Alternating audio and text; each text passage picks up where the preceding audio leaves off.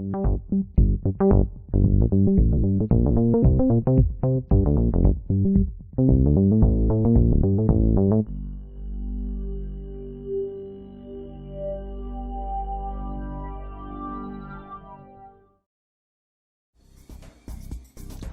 my name is Patrick Clark, and I run the blog NotesInTheLeftMargin.com, and this is a companion video to a short article I wrote on the blog, Creativity and AI, Can They Coexist? And I think the short answer to that is yes, with a few provisos. Creativity can be a really interesting beast. Sometimes it just flows and you got ideas popping out of your head left, right, and center. And other times you hit a topic or an issue and your brain and your creativity just go, we're on a holiday, and you just can't get anywhere. And of course it varies depending on the person, the situation, the details, but you hit that proverbial brick wall. In this case, AI can be tremendous because you can formulate a prompt, better known as a question, give it to the AI, and it may come at it from an entirely different angle. And of course, there are so many AIs out there now, you can try a few of them and they may all come up with different answers. And this can oftentimes get you over the hump, allow you to get the creative process going again. Now notice what I just described involves using AI to augment creativity or to get it going. Kind of like a traditional brainstorming session you might have with friends. When you're trying to do something new and individually none of you can get off the starting pad, but together you inspire each other. That's very different from some things I see happening now with people where they go to an AI, they ask it a question, the AI gives them a response, and they just go with it. Sometimes it's correct, and that's fine, but the deeper question there is, there was no creativity on the person's point of view that was involved. They just kind of blurted out the answer and it gave it to them and away they went. And that, I think, is a bit of a trap because, you're not benefiting. You're just taking the information and applying it to whatever the situation is. There's no potential for growth. Conversely, if you take someone who's got a physical disability, let's say, and they can't draw, but they can describe an image very well, an AI can be a marvelous tool. I described a old 1930s cathedral RCA radio to an AI, and it came up with this marvelous image. Let's see, over here. Yeah, and I was just blown away by it, which is also why it's probably going to be the thumbnail for this video. I couldn't believe the detail that a array of computers was able to create from a short, I think it's just a 2-second prompt that basically said, Give me a 1930s RCA cathedral radio, make it photorealistic, and then I gave it some parameters for the general tone of the image, and poof, it created this thing in about 10 seconds. And it was one of a variety of images, but this one just blew me away. So there is the really beneficial side of AI, especially when you're talking about image creation. But again, as long as the person or persons are involved with the process, I think AI can be tremendous, because you can sort of look at it like, I don't want to say t-shirt because that goes down a kind of bizarre path, but you can have a dialogue where you can explore points deeper than you normally could or previously could.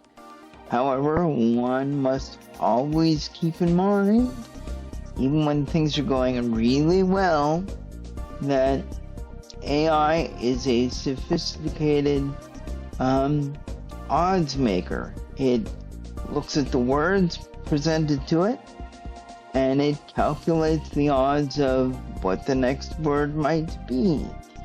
It does this billions of times per prompt, per question you give it, and so it's got a lot of it goes through a lot of learning cycles, even when you say one simple sentence. But it's still, there's no comprehension on the AI's part. It just goes, okay, the likelihood of this being that, and this being this, and this being over here is this, and it tries to get the odds in its favor.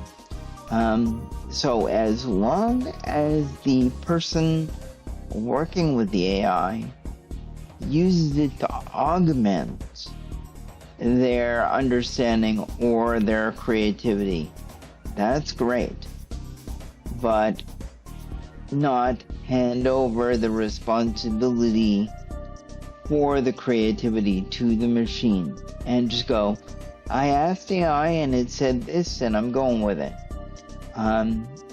There's a difference there between deepening one's understanding and actually going in the reverse, because if you completely rely, and this can be applied to everything in life, if you completely rely on someone else or something else to do something, very quickly you lose the skill or ability they have. If you rely on somebody to lift a heavy object every day, and you used to do this routinely, well, do that for a few months, and then go back and try to lift the heavy object yourself, and you'll find not only maybe the object feels heavier, but the actual process that you go through of manipulating that object is now a lot more difficult because you have to relearn it. And this is important because same applies to AI. If you let it do all the quote thinking, then your thinking machine gets rusty. And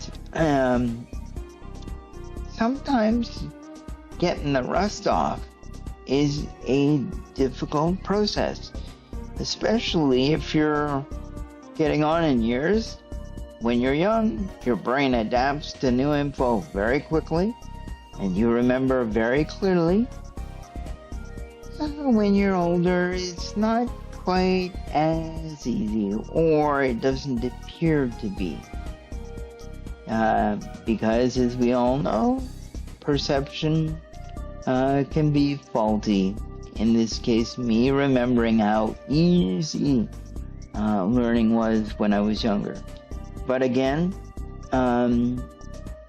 it is important to be involved with the creative process, and students and people that are younger and that are just beginning to almost grow up with AI, I want to stress that develop those creative skills, develop the art of thinking, the art of what if. Don't just rely on AI and automation to do it for you, because if you use something and you don't understand it and if something breaks or goes away, you lose a lot more than just the initial thing. You discover that you have no way to recreate what you had. So, AI, in short, has many benefits as long as you're involved with the process. Do that, and I think the future is very bright. I think human beings are very adaptable.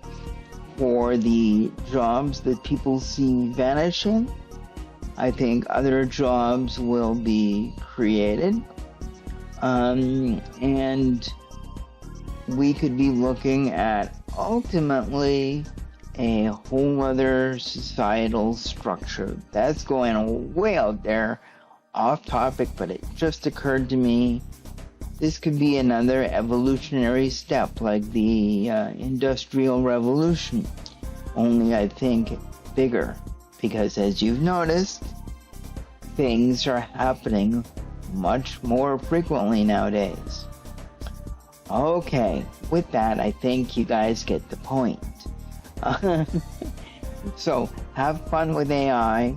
My name is Patrick Clark, and as I've said before, I run the blog notesintheleftmargin.com, and you can go read the article of the same name, Creativity and AI, Can They Coexist?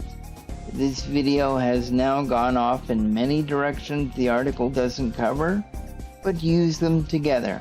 A synergy kind of thing. And have a great day.